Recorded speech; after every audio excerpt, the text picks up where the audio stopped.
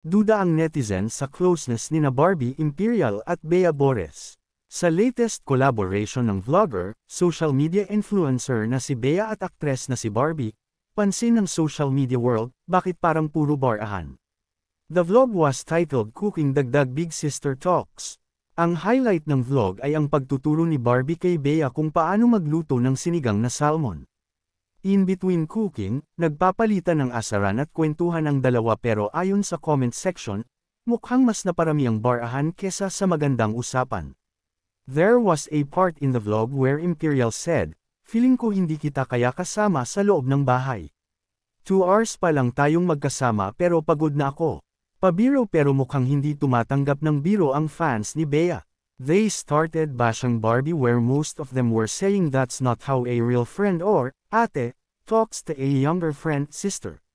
Well, to the rescue naman si Bea. She pinned a comment to her vlog saying, "Ate B and I are close. Ganoon lang po talaga kami, we're like sisters na so the banters don't bother me.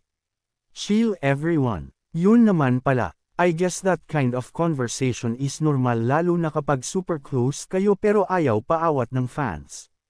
Close ba talaga kaya comfortable silang mag-usap ng ganoon o nagpaplastikan?